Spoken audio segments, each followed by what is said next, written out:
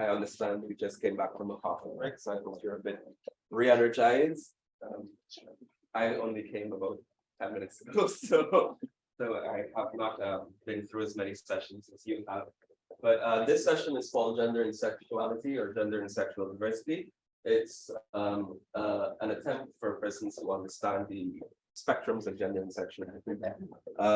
It's a course that can take days to go through, but every time we try to compress it smaller and smaller, and so we compress it 1 day and then to 6 hours and then to 3 hours, and today we only have 1 hour. So we're going to go through it very quickly.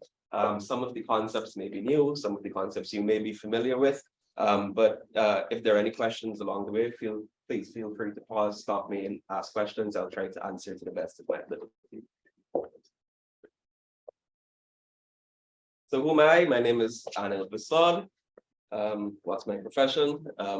In my capacity here today, I'm the managing director of a non-governmental organization called Equal Guyana, and we're focused on LGBTQ rights and human rights altogether. And so we've been around since 2019. We're one of the relatively new organizations, and our work has been, from the onset, very closely related to mental health and ensuring that LGBTQ persons and marginalized populations have access to mental health services. Aside from that, my actual 9-to-5 job is I am the research officer to the Minister of Parliamentary Affairs and Governance. And so I work primarily on creating Guyana's state party reports to the United Nations. And that includes all of the things that we deal with here. So ICCPR, which is about civil and political rights, CEDAW, which is about women's rights, Convention on the Rights of the Child, etc. And so in the development of those state party reports and responses to the UN questionnaires, a lot of times the work that we do outside of Equal and at the ministry is very closely related to mental health and ensuring that there is inclusion and participation of all persons in society. Why am I your facilitator? I've been doing this for a long time. From before the onset of Equal Guyana, I've done multiplicity of trainings of trainers, including at the University of West Indies, St. Augustine campus in their Institute for Gender and Development Studies. And so it's a course that is well-renowned, it's accessible online. And so it's not just laissez-faire here content, it's actually sound information that you can utilize on a day-to-day basis. Where can you find me? I told you I'm at Equal and I'm at Ministry of Parliamentary Affairs. I can share contact information after. So when we speak about LGBTQ rights, and this is a concept that is important when we speak about gender and sexual diversity, because as it relates to gender as a concept, and gender as we understand it socioculturally in the Guyanese context, the most marginalized group on the basis of gender are LGBTQ persons. Everyone in the room knows what I mean when I say LGBTQ? Yeah? Okay. So, sure. So LGBTQ is lesbian, gay, bisexual, transgender, queer, plus. And so you'll see other letters, you'll see other acronyms. Some people may just say LGBT. In the Latin Americas, they do LGBTQIA plus, etc. And so for the Guyanese context, we just say LGBTQ plus because it's easier, it's shorter, it fits in, etc. But there are other identities that fit into the bracket.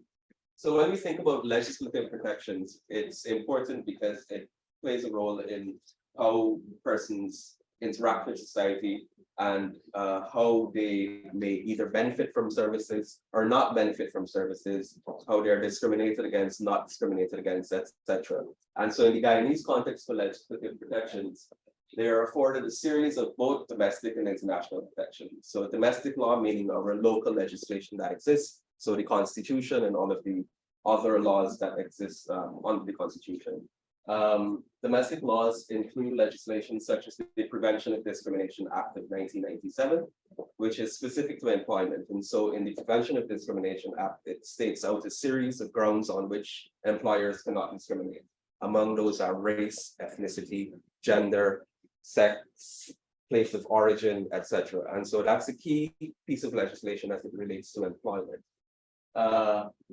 Also, the Summary Jurisdiction Act, which was recently amended in 2021, in August of 2021, where you had the cross-dressing laws struck down and taken off of the official laws of Guyana.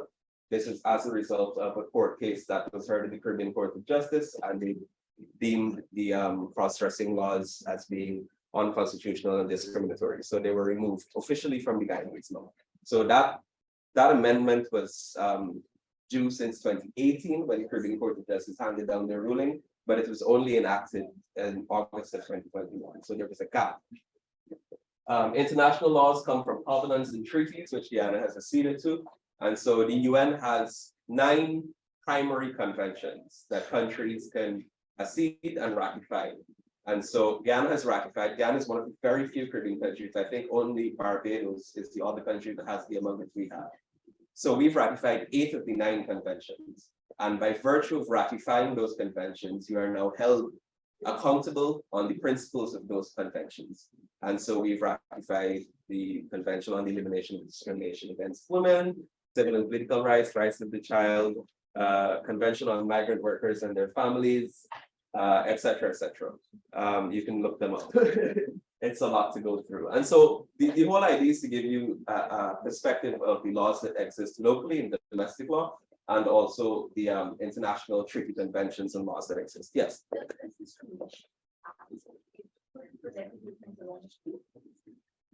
So it's one of the acts that needs to be amended because it's a 1997 act. That was when it was established in 1997. And so within that period, we're now almost approaching 3 decades since that. And so it does need revision. So there are issues related to health status that are need to be added. So for example, HIV status should be something that should be in that law. Employers should not be able to discriminate on the basis of your HIV status, but it's not there. And so in a revision of that law, things like health and sexual orientation and gender identity should be included. So ultimately, the fundamental human rights, which are prescribed in the UN's Universal Declaration of Human Rights, apply to every person, regardless of our different human characteristics. And so we are all entitled to these fundamental human rights. I mean, they're innate. And so from the time you're born, you're entitled to these rights. Of course, because of legal issues in some countries, some of these rights are not afforded to everyone. I think in the Guyanese context, we are somewhat better off than many countries, and we don't often think of ourselves as being as progressive as we are, but we are a very progressive people, we are a very progressive nation, and our laws are also relatively progressive. For example, we have a Medical Termination of Pregnancy Act, which has existed since 1995. And that's something that many other countries don't share. Many of the well-developed countries in the world do not have the legislation to protect medical terminations of pregnancy as we do. If you're up to date and keeping track of current affairs, you would see the Roe v. Wade case in the US recently last year was turned down because of all of the issues that exist, political and social issues that exist. And so we're really lucky in terms of our laws and our protections. Of course, it needs to be improved, it needs to be widened, but we're getting there slowly. So this is very small, you can't see it, but these are some of the fundamental rights that are prescribed in the Universal Declaration of Human Rights, to which all countries must adhere to. So the right to life, the right to freedom of expression, the right to education, the right to free and fair elections, abolition of the death penalty, which is something that Guyana has not done as yet. And so the death penalty is still on the law books of Guyana and can still be enacted. You have a question there? Okay. Yes, so the death penalty is still on our law books and at any point legally can still be enacted. It hasn't, but it's still there.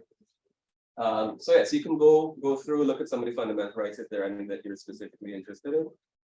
I'm always available to share information. In the local context, as we explained, every person has our innate rights that we are born with. But because of oppressive and discriminatory laws and practices that have existed from before even any of us were born, and has been socioculturally passed down in traditions and norms and so on, there is still a lot of plagues that affect the modern society that we live in. And one of those is discrimination against marginalized people. So we've come a far way, for example, in the fight for equal rights for women, equal opportunities for women. And that's something that's taken, in my opinion, much longer than it should. That should have been achieved a long time ago, and it's still something that we're battling. And it's important to ensure that every person has equal rights, whether you're a man or a woman. And so that's just an example, to give you an example of a challenge that's been ongoing for so long. And yet we are here today in 2022, approaching 2023. We have not achieved full equal rights for women. And so that's an example. So the LGBTQ community is even much more behind that. And so there's a lot of catching up to do as it relates to ensuring that people have equal rights. So LGBTQ people access mental health services, as does everyone else, and as does everyone have a right to. So some of the things that LGBTQ plus persons accessing mental health services go for is self-development, personal development, childhood trauma, to deal with issues of childhood trauma, because a lot of LGBT persons from an early age experience discrimination, stigma, non-acceptance, intolerance, etc. IPV, which is interpersonal violence, domestic violence, gender-based violence, depression and suicidality, which is high among the LGBT community because of the issues of discrimination. So if you imagine that you go through life and every day you have to hear something negative from your family, from your friends, from your school, from your church.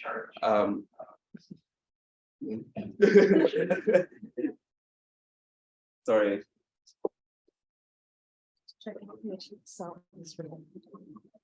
That's fine. Yeah. Great.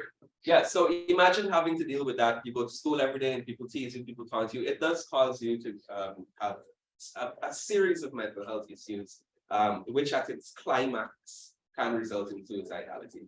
And so that's something that unfortunately is an issue in Guyana. We know of many students who in school leave school because they can't be in school and effectively access education because of issues of discrimination, not just among students, but also with teachers, head teachers, other staff in the school, etc. So there are issues that exist that need to be fixed. What do LGBT people not access mental health services for? Not to change their sexual orientation. That's not something that LGBT people should be accessing mental health services for. And it's not something that I would recommend to any practitioner to go through trying to change somebody's sexual orientation. It doesn't make sense. Can't do it.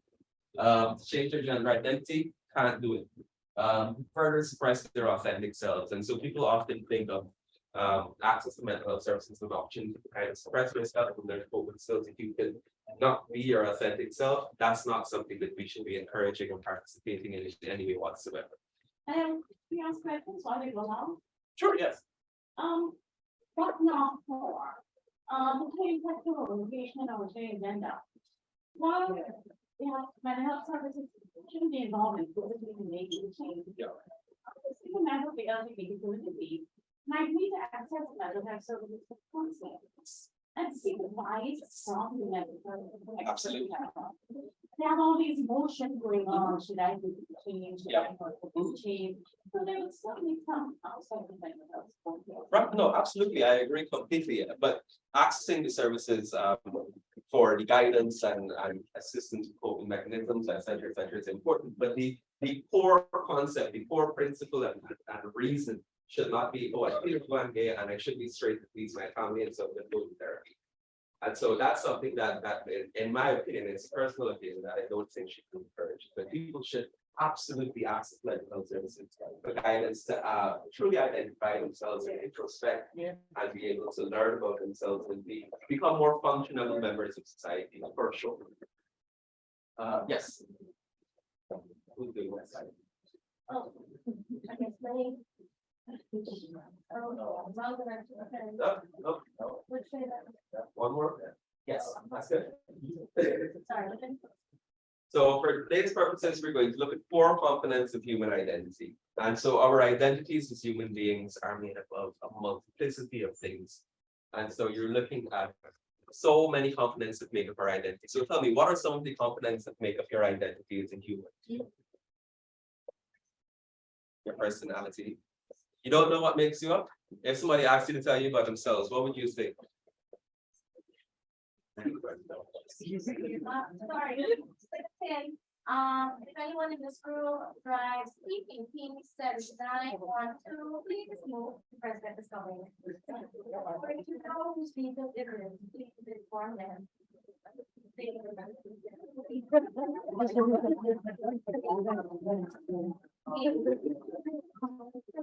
Yes. Raisa doesn't have a very great way of saying it. It's very front about it.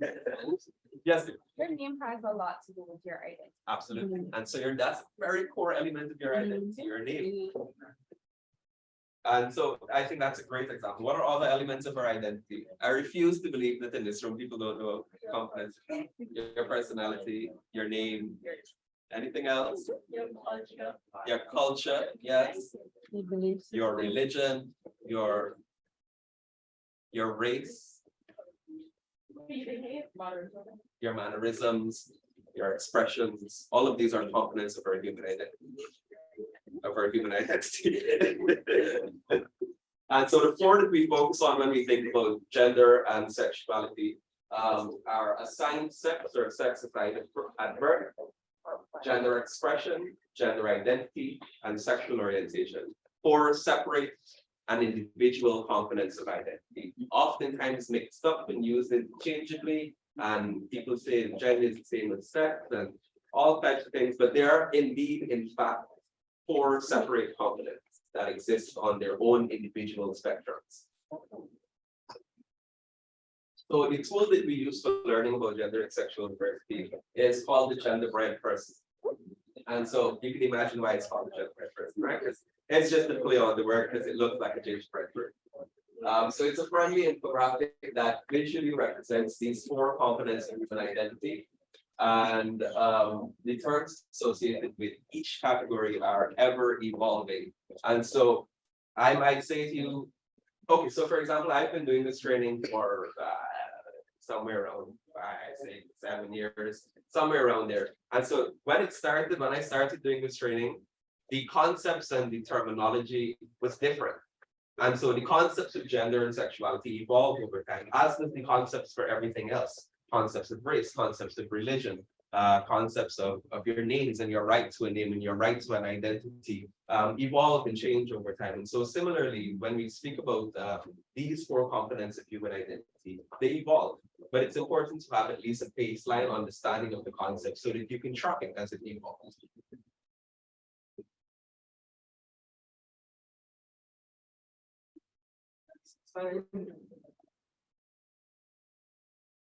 So we'll start going through the four concepts.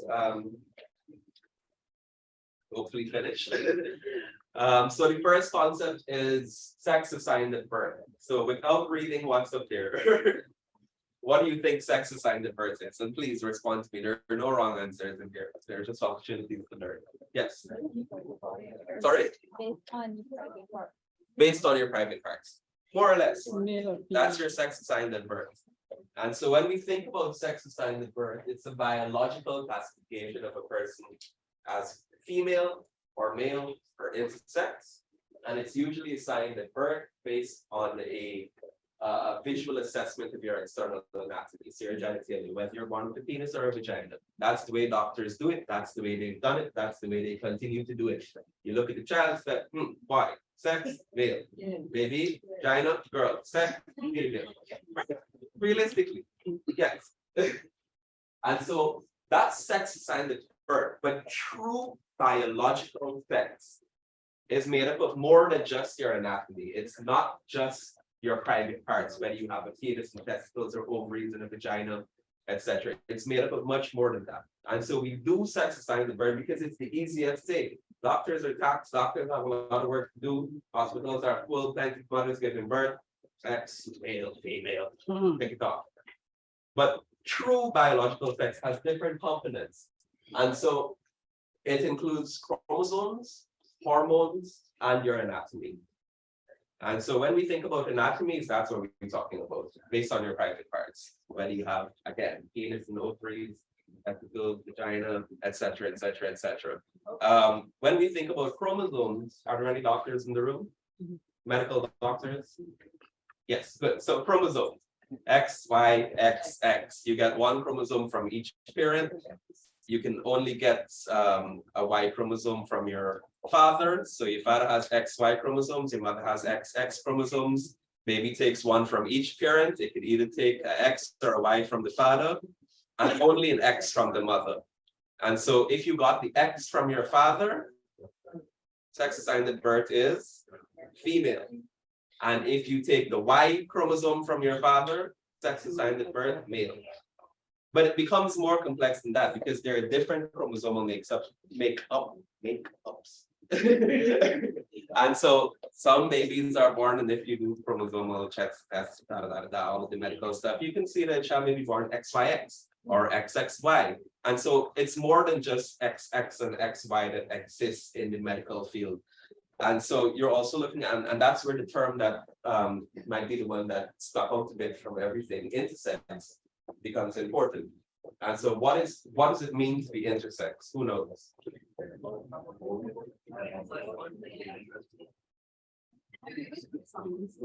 Please. I do it all the time. The chromosome, Uh-huh. they determine Mhm. what sexual organs you have. Correct. So in my mind, Mhm. when you say that if a female has ovarian another child, Mhm. it's because she has that XX chromosome. Correct. If she has XY or XYY or whatever, then there is some deficit, either Right. there's no ovary or no tubes or whatever. Exactly. So are they not like interrelated? If I Yes. have XX, Mhm. then I have fallopian tubes, uterus, vagina. Exactly. So then why are you distinguishing between anatomy and chromosomes? Because of the deviations that can occur, XXY, Yes. XYY. and Yes. so- But then those are evident in anatomy. Yes, yes. When the baby is born, if they have a chromosomal aberration, Right. we will see that there is some deficit in their reproductive. Exactly. But how do you register it if a baby is born with a deficit? You still take male or female on the form. Us, Uh-huh. but other staff, yes. Yes. Yeah, If you have a penis outside or vagina. exactly. But when we're doing our own analysis, Mhm. we do take into consideration. Exactly. Tests and these and these others. So we have progressive doctors in the room, which is important. And so For the people who. exactly. And so on the Guyana birth certificate birth registration form, you have two options. And the doctor or nurse or whoever it is will tick one of those boxes based on what you see. But really, so intersex is exactly, so I didn't get your name. Dr. Negra. It's exactly what Dr. Bikram explained. And so because of a chromosomal difference from the normative XXXY, then anatomically, you're different. And so you may be born with a penis but no testicles, a vagina but no ovaries, ovaries and a penis. And there are people who are born like that. Globally, I think it's less than 1% of the global population, but 1% of 8 million is a lot. 8 billion, sorry, is a lot. I was just gonna say, and the thing is, we don't, even if we acknowledge that there is an external genitalia there that looks like male or female, then the reality is we don't always know, persons don't know they're intersex until usually puberty. When breasts are coming in where they shouldn't be coming in the case of a boy. Or women are not getting their periods, you're 16, 17, 18, 19, you haven't gotten your period, that would suggest that you probably don't have ovaries, right? So there are many cases where we don't actually know persons are intersex, or people that are sex don't know they're intersex until much later when the hormones actually come in Exactly. to be. And so that's why, yes, please go ahead. I'm getting the first thing there, Uh-huh. and you discovered that another case of what you call penis as well. Yes. And what of the birth certificate, do they go back and change? In the guidance context, there's nothing you can do. In other countries, very few around the world, there are steps that you can take within the existing processes. But in the Guyanese context, there is nothing you can do. Whatever is the sex assigned at birth, that is the sex you're stuck with for life. And so when we get to the concepts and ideas of being transgender and how transgender identity exists, then you'll see where it becomes a little bit complicated for transgender persons to identify as a woman, dress as a woman, present physically as a woman, but on their identity documents, it's going to be ticked male. doctors, passport. Exactly. And so there are lots of challenges that exist, and we'll get to it more in depth. I know, Yes. I mean, at the same time, we care about, our macro diet, people on the book, Mhm. down to the moment. Yes. Okay, so that is a common as well. Exactly, and so that's exactly what it is euphemism for, and I'm glad someone said it before I did. And so hermaphrodite is the word that we have used for decades to identify persons who are born intersex. We don't use the word hermaphrodite anymore because it's considered derogatory, condescending, etc. And so we don't use that word, and so we say intersex instead, which is a more medically accepted term and more medically accurate also. That's another one. Yeah. Is there a review being done whereby now on the boards, it will say male, female, or other? Not that I know of. Not that I know of. And of course, that's something that's going to have to go through a lot of public consultation. And as it should. You must have the opinion of your population. You must ensure that everything that you're doing is inclusive and participatory. So if there is a process being considered for that, then that's great. But I imagine it will take a while to ensure that it's done.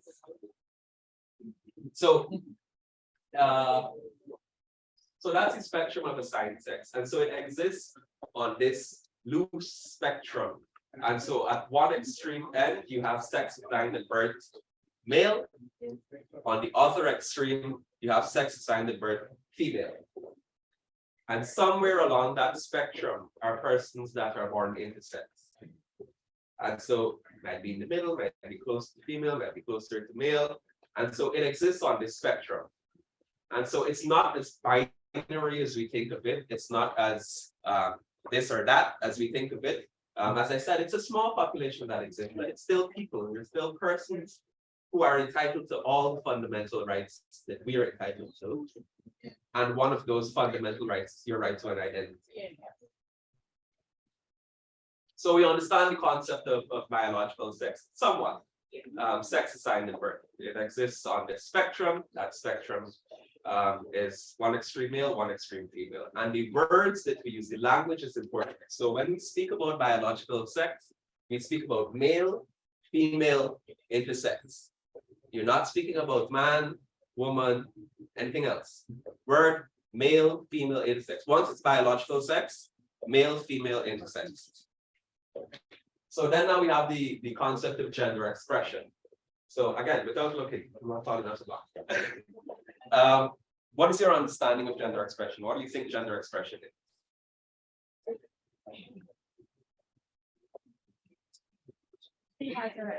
How we present ourselves. I'm not tell your friends, tell me. Yeah. I believe that is when you are sexually assigned with birth as a female, I can use myself for example, but I present a masculine in terms of society's clothing wear, it's boundary. Right. So it's about expression, and one of those things is how you present yourself in terms of clothing. And so clothes are a great example of gender expression. The clothes we wear are excellent examples of gender expression and other types of expression also. And so our clothes are not only indicators of our gender, they may be indicators of our culture, of our race, of our religion, etc. And so clothes are an important element of gender expression. What are other things that are related to gender expression? How are other ways people express their gender? Speech, the way you speak. Gestures, gesticulation, I gesticulate a lot, but I use hand a lot. Decor, bodily decor included in that also. So for example, I have a nose ring, which many people find very amusing. I don't know why. But it's a core component of your expression. Your hairstyle, color of your hair, the length of your hair, etc., etc., etc. And so these are all elements of our gender expression. And so it's the way gender is presented in communication to the world through clothing, speech, body language, hairstyle, voice, and or the emphasis or emphasis on that. Are they having fun? Shall we compete?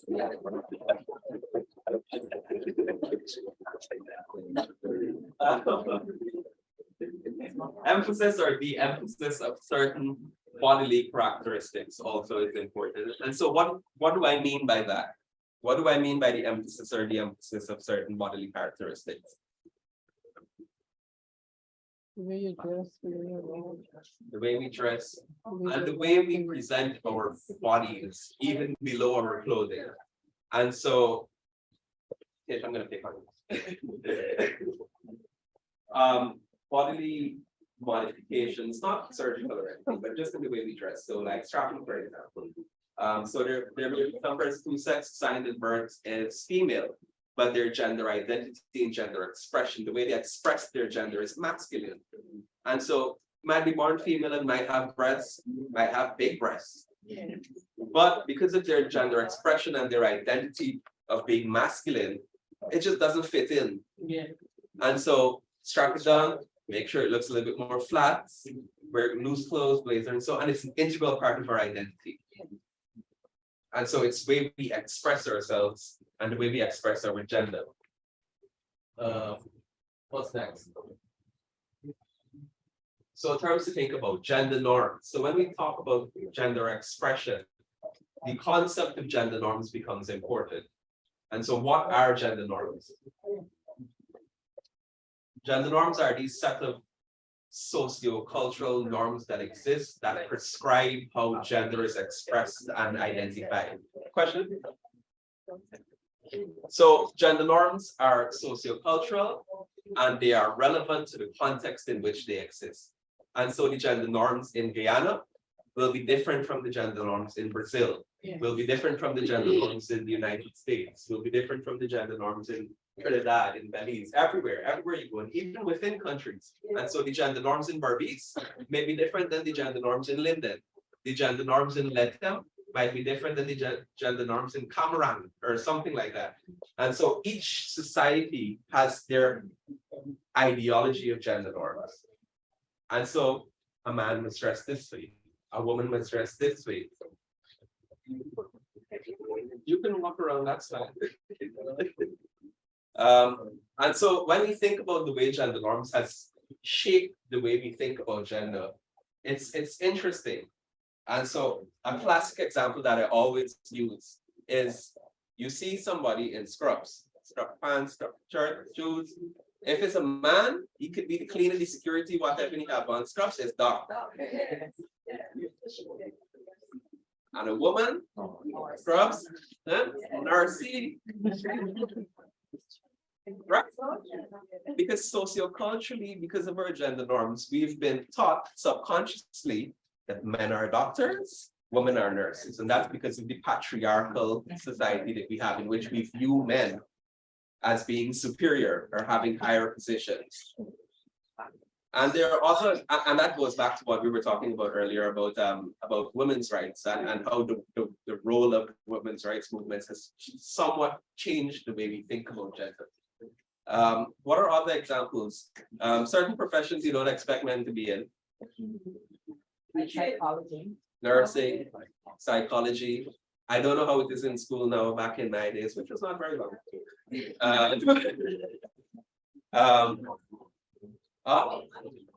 Social worker, midwife. And you see, even the language that we have used for so long has been based on these standards of masculine representation. And so it's a midwife because a woman must be, it's a chairman because it should be a man who's a chairman, and so many other things. And so sometimes now you find yourself saying chairperson, for example. So for example, the chair of the Guyana Elections Commission is a woman. And people still say chairman, saying why am I chairperson? Because gender expression and gender norms have shaped the way we think about so many elements of society, including professional life. But so when we think about gender expression, again, it exists on a spectrum, a separate spectrum from sex assigned at birth. And we're no longer talking about male and female. We're talking about masculinity and femininity. And so it exists on this broad spectrum. One extreme end masculinity, another extreme end femininity. But does everybody fit into those two rigid boxes at the end? No. And so our expressions vary. Our expressions are individual and they're functions and relations to our identity and how we're brought up and our societies, our churches, our homes, our schools, and just our socialization in general shapes our gender expression. So there are men whose gender identity would not be extremely masculine.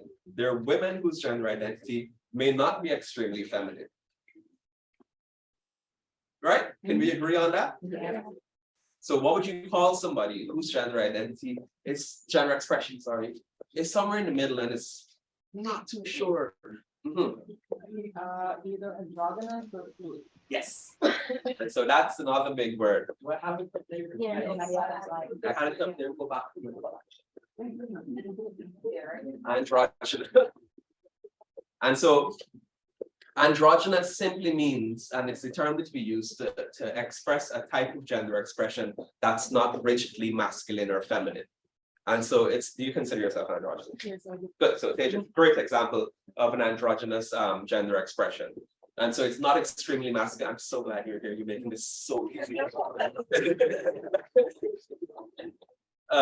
Right, and so it's existing on that spectrum of masculinity to femininity, and in the middle you have, or along the spectrum, you have androgyny. And our expressions change from place to place, time to time. So my gender expression may be extremely masculine here today, right now, but then I might leave and go home and it's not there. And so it varies, and our expression shifts along that spectrum depending on the spaces we're in, depending on who we're interacting with, etc. The word androgynous is, again, language. I love language. It's taking andro from masculinity and all of that, and gyno from, as examples, gynecology and so on. And so it's a merging of the two words to deal with masculinity and femininity to express a gender expression that's not rigidly on the spectrum of masculinity and femininity. Right. I know, can I use a fancy word? Sure. So, it's not a type one. Us? It's not a continuum. Yes. Yeah, a fancy word. A spectrum or a continuum, whichever you prefer. Great word. Yes. Just a part. So queer is one of those things that's up in the clouds and still being discovered, and it's an identity, it's an expression that it just refuses to be a label. And so persons who identify as queer generally don't like the notions of labels. And so it's not about being rigidly masculine, rigidly feminine, rigidly, and it's used across. So it can be used in gender expression, it can be used in sexual orientation, it can be used in gender identity. And so queer is a concept that's, it's persons who don't identify with the normative concepts of gender and sexuality. There are queer persons who may be queer and androgynous at the same time. And so you can be queer and be androgynous. And that's just a big thing. Queer is one of those things that's hard to explain as an identity. But it simply means that you don't fit into the rigid boxes. Even the box of androgyny. Even the box of androgyny. Yeah. And so somebody may be very feminine, but still identify themselves as being queer, or very masculine and still identify themselves as being queer. And so it's a rebellious thing. It's a reclaiming of a word that was used as condescending and derogatory, something that was hurled at people as an insult. And so it's, we as a society, we reclaim words that have been used against us, not just in the LGBT community, but across all cross sections of society. So queer is one of those words that is a reclaimed word, and it's still developing as a notion. I have a little bit of time, let me try. I could take some of your lunchtime. Next, please. No, go back to the right. Good. So we did gender expression, we did sex assigned at birth or biological sex. So this one is gender identity, which is different than gender expression. And so gender expression is external. It's an external expression of your gender. General. Your gender identity is internal. It's how you identify your personal, individual experience of gender and the gender with which you identify. And so it's a person's internal, individual experience of gender. It is not necessarily visible to others, and it may or may not align with what society expects based on your sex assigned at birth. And so we all have a gender identity. What's your gender identity? Mine is man. I identify as a man. What's yours? Woman. You identify as a woman. And so I am a cisgender man, Riza is a cisgender woman. Have you ever heard the term cisgender before? Yes. Yes, no, mixed group. So cisgender simply means that it's aligned with your sex assigned at birth. So your sex assigned at birth was male and you identify as a man, you're a cisgender man. Your sex assigned at birth was female, birth certificate female, and you identify as a woman, you're a cisgender woman.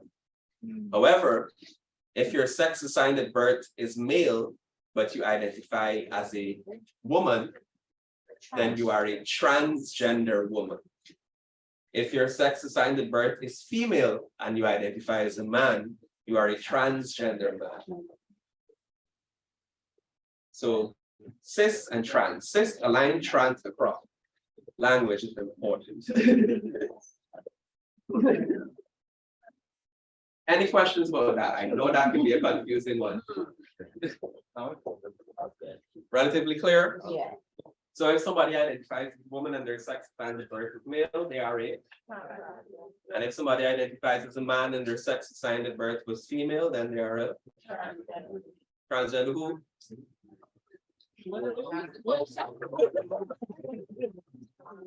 Man. Good. And so people don't need to use that word in front of them. You don't need to say I'm a cisgender man or I'm a transgender man or I'm a who in here to say I'm a cisgender woman? Nobody. You just say I'm a woman. And so the same applies to persons of trans identity. You don't need to say I'm a transgender woman. Woman. Yes. CIS. Yeah. So again, important component.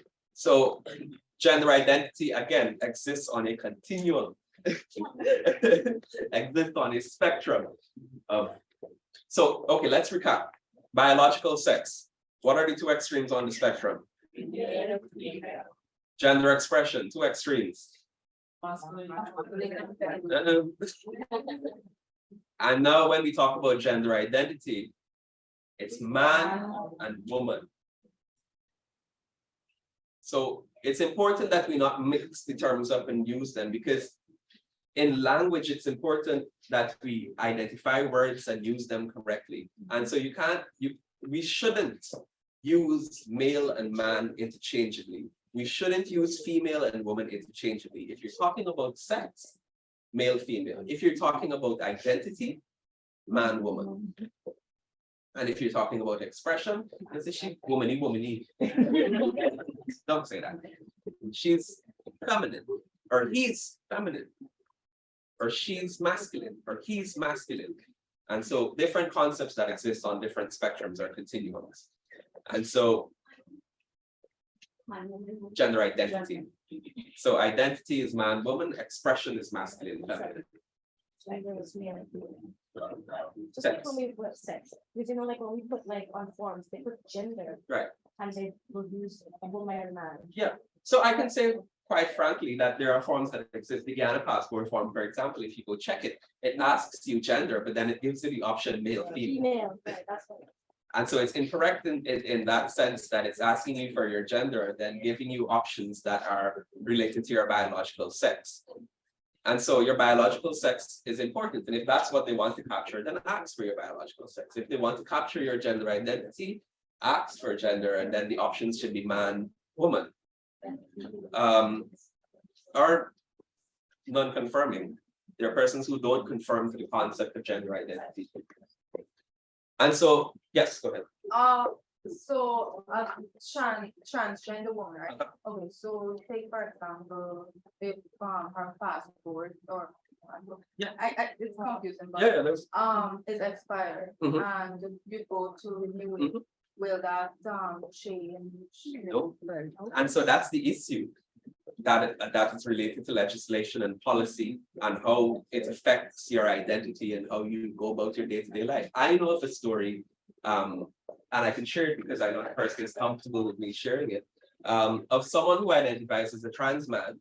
So their sex assigned at birth was female. They identify as a man and their gender expression is masculine. And so the person went into a bank to transact some business, probably cashing a check, I believe it was. And of course, when you go to cash a check in a bank, you have to provide what? Your ID. And so presented ID to the teller at the bank. This is clearly a man standing in front. There is no question to the teller that this is a man standing in front of them, because I know the person who looks more manly than I do.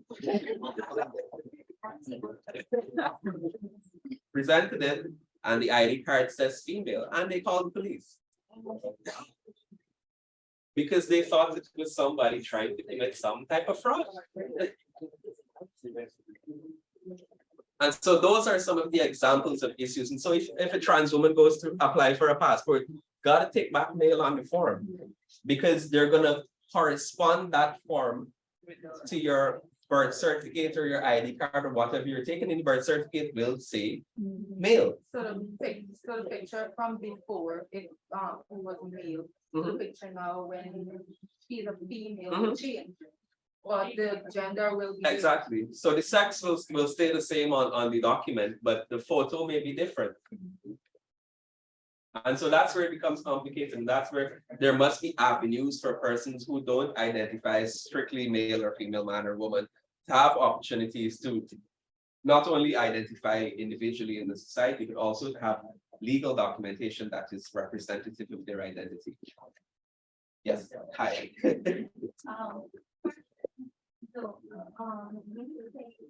Mental health and impact on mental health. It can, it absolutely can. And so issues regarding your mental health, mental illnesses can in fact affect your gender expression, can in fact affect your entire identity as an individual. So beyond expression, yes. Right, so it can affect issues beyond just your gender expression, but that is definitely one of the things it can affect. And especially when we consider the causes of the mental health issues that arise. And so if it's something it can be something that's very specific to discrimination and stigma based on your expression or your identity. And so it may affect the way you dress. And so you may feel comfortable presenting as a man, and that's where you're being your authentic self, and your gender expression is masculine. And so then because of discrimination and stigma, you enter into a whole realm of mental health problems, and you start to adjust yourselves to fit into what society expects and suppress your authentic self. And so yes, it definitely can. Okay, just a side note. So the question you're asking, can mental health impact your identity? So I had a case once where I had a younger person who was presenting more masculine. They felt more comfortable and more like their authentic self in a more masculine presentation. The reality is, when we got deeper down to it, they were severely abused, but their siblings, their brothers, were not. And so they found that presenting more as a male or in a masculine sense was more empowering. It kept them safe, and they realized that it was safer being a boy and then being a girl, because there was vulnerabilities, etc., etc. Freud talked about this, penis envy, etc., etc. So mental health and your experiences like trauma and abuse and stuff can create that. But I'm also very mindful that DSM has gender dysmorphia, which I don't agree with, because I feel there's a slippery slope back into homosexuality being back in the DSM-5. So even that I'm mindful of even saying like, oh, is this gender just no. You present as how you present, because that's what you feel comfortable with. But in this case, there is trauma as an underlying factor we have to consider as mental health professionals.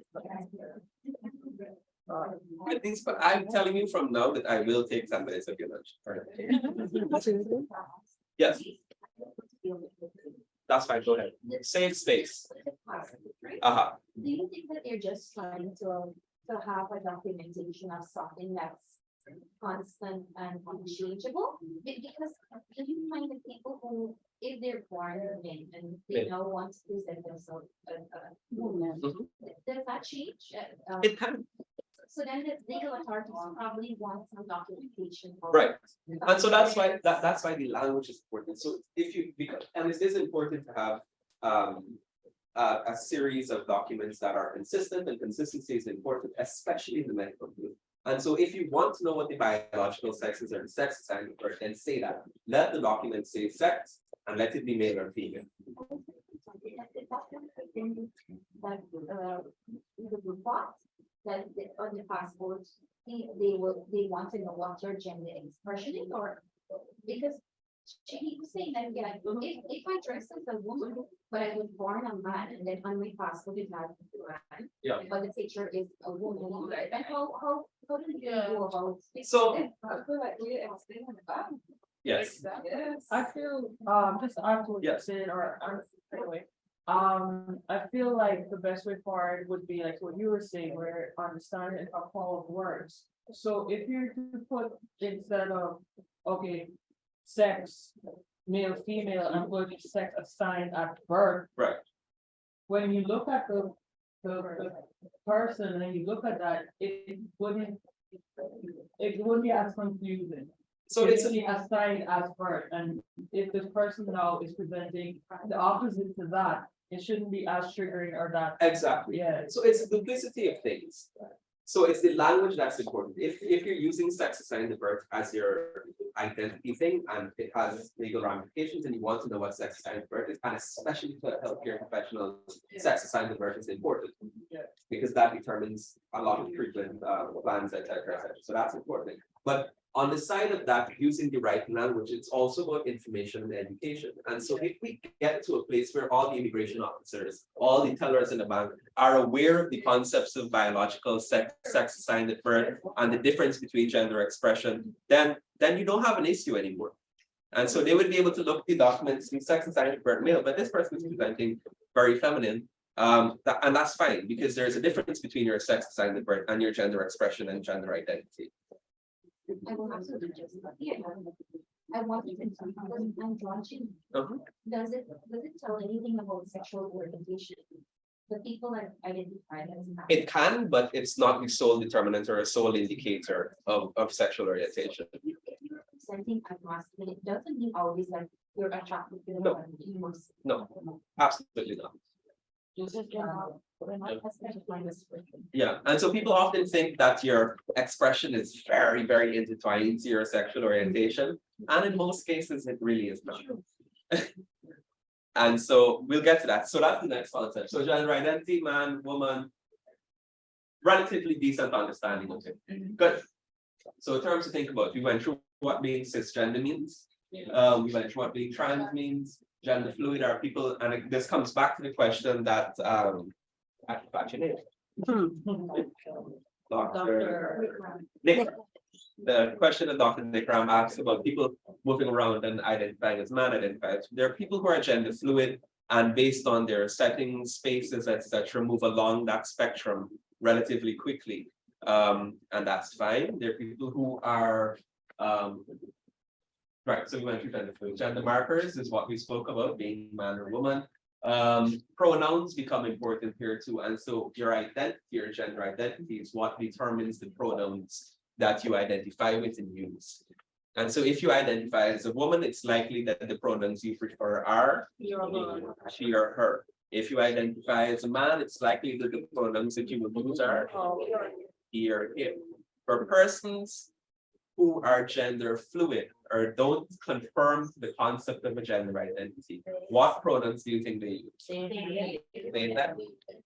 And so there are people, and it can be confusing, but it's a reality and it's the way some people prefer because they don't believe in being labeled with that he, him, she, her type concept. And so I've been victim of it and simply just not knowing. And so at the time I thought I was going to meet a group of people. And it wasn't a group of people because I'm socialized to think they and them is a group. But I was gonna meet one person. Guys have a hard time really like seeing it my they. Because I prefer to keep my clients' gender identity secret. Yeah. Because I'm using codes. So I'm not gonna put, well, his spouse or her spouse, I'm gonna say their spouse, and my supervisor all the time, right? So why are you using their and them? And I'm like, because I prefer not to give a gender, because then if you give a gender, you put the initials. Like I'm trying to protect you guys, like, you know, they had a problem with that. Yeah. And so we also have to familiarize ourselves and open our minds a little bit to understanding that language is important and it's not as binary as we've been socialized to think about it. And that applies for me also. So it's again important to understand the language and the use of pronouns. And so some people will prefer to not use pronouns and to be called by their name, which is fine. And so in your interactions with people, it's always safe to ask. And so if you're not sure, you ask. What pronouns do you prefer? Is a good way to start off any conversation, any discussion, in such a way that it doesn't offend and discriminate. Excuse me, what we're saying. Not doctor, I'm not the doctor. Something I saw person. Yes, well, there are some agencies that's good. Have these forms that state male, female, trans, by whatever. Yeah. So maybe I'm thinking, just listening to, in the cases where persons nominate both the trans, on their ID card, you know that it's a female, but they're seen a male presenting. Right. Maybe the bank now would have a form, maybe persons can upgrade. So when they go into go into the system and they look up, they'll know, okay, Yeah, I mean, there are simple solutions to these problems that exist, especially within certain sectors. I mean, banks, for example, are great at keeping information and keeping your money. If they can keep your money, they can keep information about you. You've got a photocopy your whole life to open a bank account. Why can the bank not just on some little piece of form indicate that this person's sex is versus male, but they present this? I feel like it's a very simple solution. But of course, there are issues that exist all over. Next, please. So we went through the spectrum of identity. So attraction or sexual orientation. This is the last concept we'll do, then you can have lunch. So what is sexual orientation? Don't look up. What is sexual orientation? Do you think it's sexual orientation or sexual attraction? They're attracted to. Who you're attracted to, who you like sexually, emotionally. And so this is referred to as your sexual orientation, and it's an attraction that describes the person's potential for emotional, spiritual, intellectual, intimate, romantic, and or sexual interest in other people. And so whether or not you like men, whether or not you like women, whether or not you don't like anybody, whether or not you like everybody. So what are some terms? Tell me, what are some terms? What are some gender? What are some sexual orientations? Gay, bi,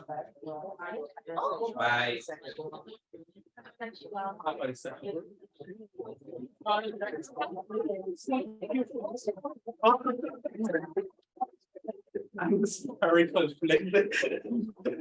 I thought someone said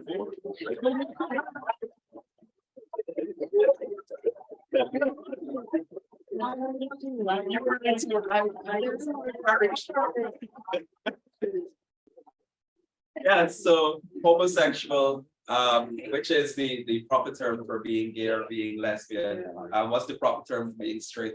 Heterosexual. Bisexual means you are. It means you subscribe to the binary of man and woman, and you're attracted to both men and women.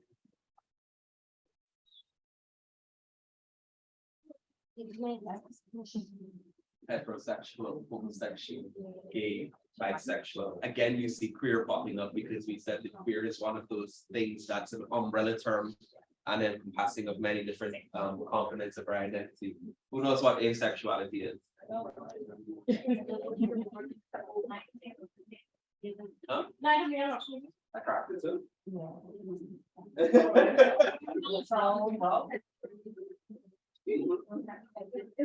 Yes. No sexual desire. In general, and so asexual, so homosexual people are people who are attracted to persons of the same gender. Heterosexual people are persons who are attracted to persons of the opposite gender. Bisexual people are attracted to persons of their gender and persons of the opposite gender. Asexual people experience an absence of an enduring romantic, emotional, sexual attraction to other persons. You can still be intimate. You could still have a relationship. For some people, asexuality is one of those things, again, like queer, that's developing, and our concepts and ideologies about asexuality develop over time. But it's persons who generally don't have an enduring, long-lasting desire for a sexual attraction. They don't experience a strong sexual attraction to anyone. And that's different from celibacy. So who knows what it means to be celibate? Right, so celibacy or being celibate is a choice to abstain from sexual behaviors. Whereas asexuality is a component of our identity in which we don't experience a sexual attraction. It doesn't mean that you might not have sex. You might have sex. There's nothing preventing you from having sex as an asexual person. It's just that you don't have that enduring emotional sexual attraction, sorry. Whereas persons who are celibate may have a strong, very, very strong sexual attraction, but they just choose to not act on it. Yeah, but well.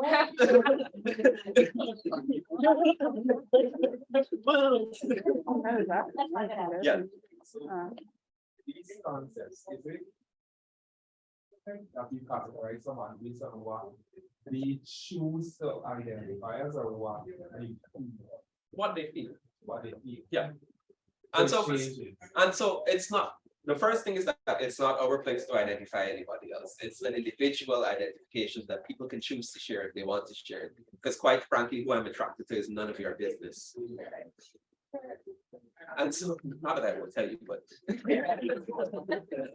who you're attracted to, it's an individual thing. And so people also move along. So this again exists on a continuum, exists on a spectrum. One rigid end being homosexuality, one rigid end being heterosexuality. And then you have bisexuality, asexuality. Who knows what pansexuality is? Yes.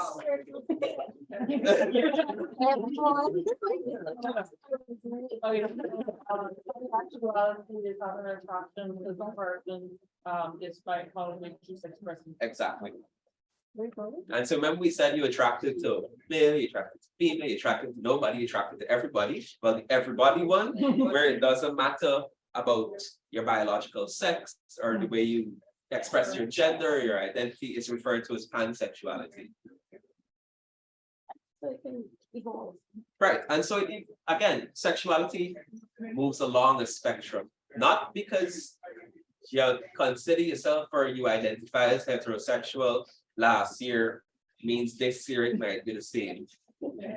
Most men in Ghana often come out as bi because it's a little bit more socially accepted, Yeah. even when they know they're actually gay.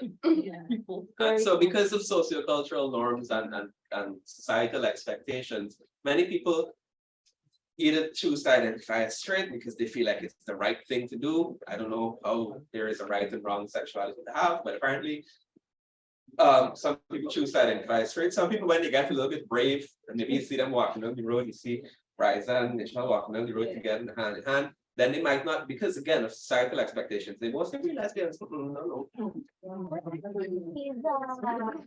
Let's say over by. The story of every lesbian relationship started with. And then again, when we look back at the sociocultural and gender norms that exist, which we covered a bit earlier, if Riza and Michelle were to walk down the road holding hands, they likely would not encounter as much issues as Jonathan and I walking down the road holding hands. The best people. Even with the more masculine presenting lesbian couples, you will hear commentary for those. Yeah. Yeah. Because it's obvious Yeah. what Yeah. you demand, right? Yeah. Just both are feminine. Yeah. ethnic women. Exactly. Best friends. Yeah. They're sister. Yeah, and so that's also the thing. Right. And we also hear people asking, and this irritates the life and soul out of me, is when people see a same-sex couple whether it's two women or two men, who's the man or who's the woman? Yeah.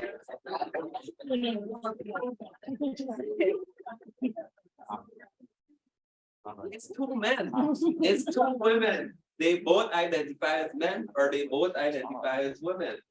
And so not because we have this heteronormative ideology of relationships. And so in every relationship, we're socialized to think that one party must be man and one party must be woman.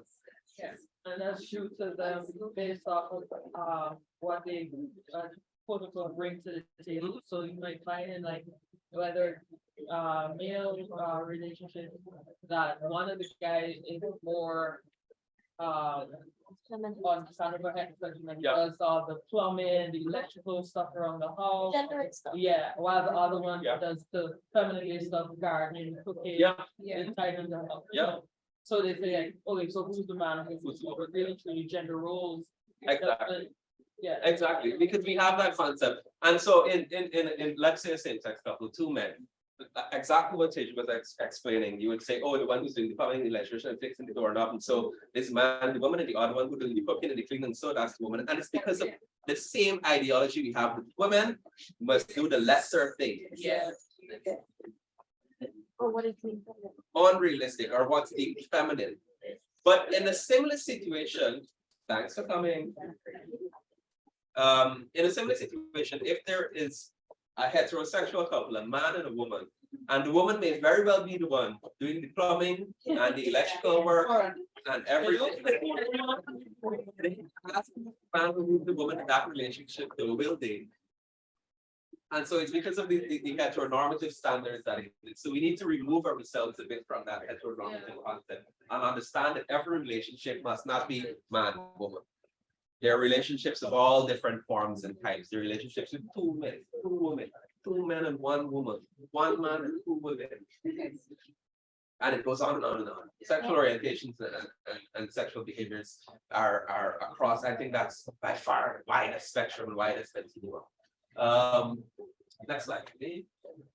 So sexual orientations are enduring emotional attractions, while sexual behaviors are just sexual acts which people engage in. And so how do we differentiate between sexual orientations and sexual behavior? Who can tell me? Is there a difference? Are they the same?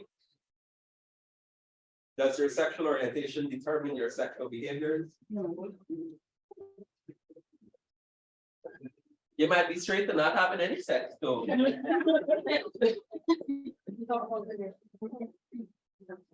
Sexual orientations and sexual behaviors are different and separate.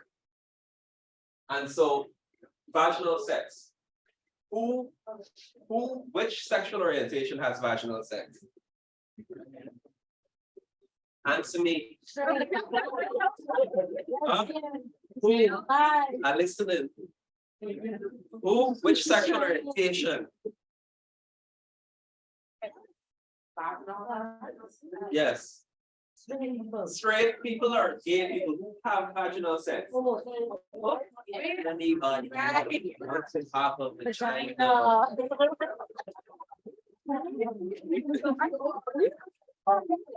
Because I wanted to see what people would say.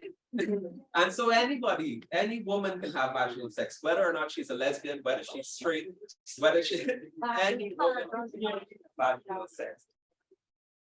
What is MSM? Who knows what MSM means? Men who have sex with men. And so that's sexual behavior. It's not an orientation. And so the concept of MSM, men who have sex with men, came up in particularly in HIV/AIDS research, when you were doing a lot of research on the impacts and causes of the increases in HIV/AIDS and the epidemic and as it unfolded. And you would try to get information out of the room. And I would say, now here's the researcher in this room. I would say, okay, all the gay men, please come to the front. And nobody would get to move because nobody identified as a gay man. But there were men in the room who were having sex with other men.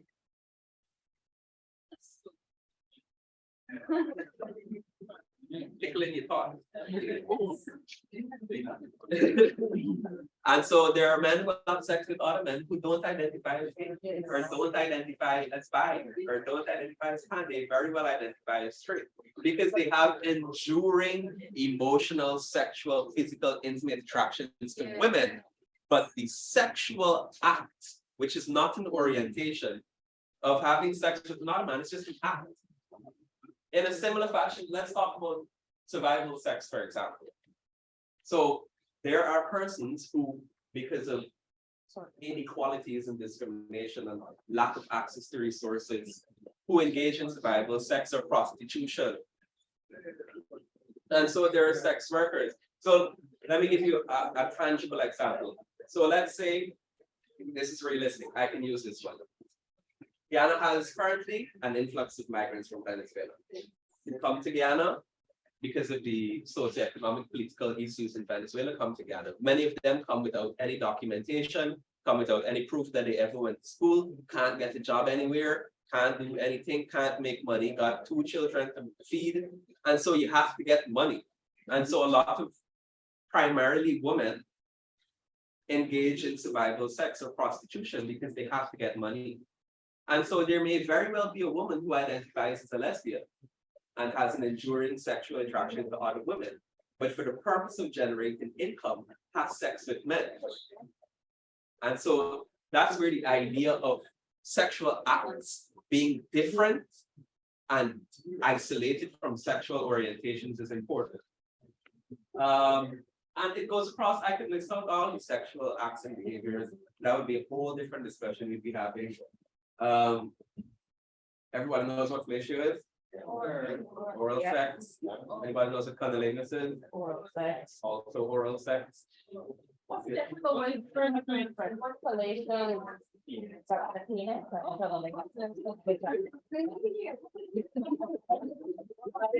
Well, the genitalia differ. The genitalia is what makes the difference. And so, let's be frank, let's discuss it. How old are you? Are y'all consenting? I don't know. Yes, please.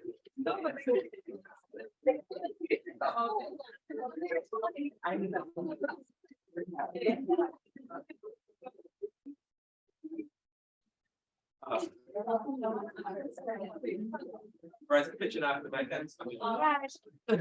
Yeah. Kind of need. Trauma base. That's a whole lot of. That's what, Let's yeah, not get into after. that. Yes.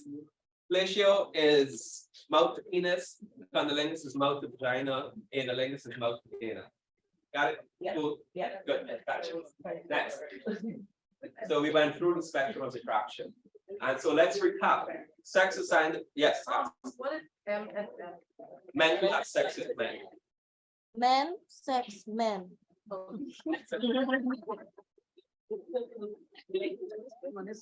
I heard someone who did not know what it meant. Yes, and there is, I've seen another one which is WLW. Women love women. Yeah, women love women. Yeah. Yeah, so it's men who have sex with men. And it's abbreviated and shortened to MSM. I hate when people verbalize and try to make the word sex a verb. Sex is not a verb, there is no sexing.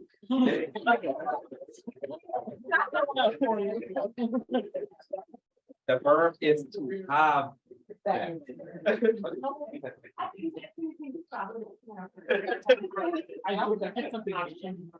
that's one of those things. Yeah, it just irks me. I don't know what.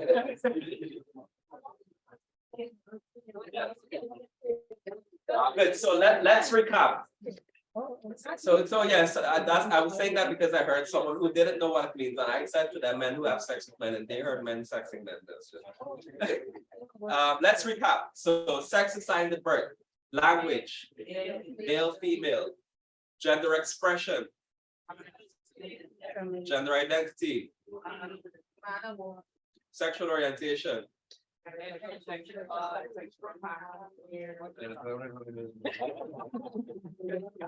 Next. So the four spectrums, which are biological sex or sex assigned at birth, gender expression, gender identity, and sexual orientation, are not the sole determinants of each other. They may be correlated in some ways, but they do not share causal relationships. And so let's see, last example, and then we go to lunch. Your sex assigned at birth is male. Your gender identity is man. Your gender expression is extremely masculine.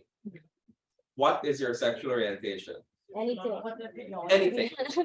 And so that's another thing that we need to remove our thoughts from. And so not because someone is extremely masculine presenting means they're straight. Not because someone is extremely feminine presenting means that they're gay. Next. And so these are the spectrums or continuum. Yeah. Good, next.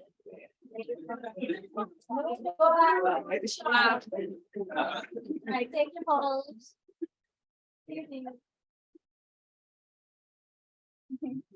Good.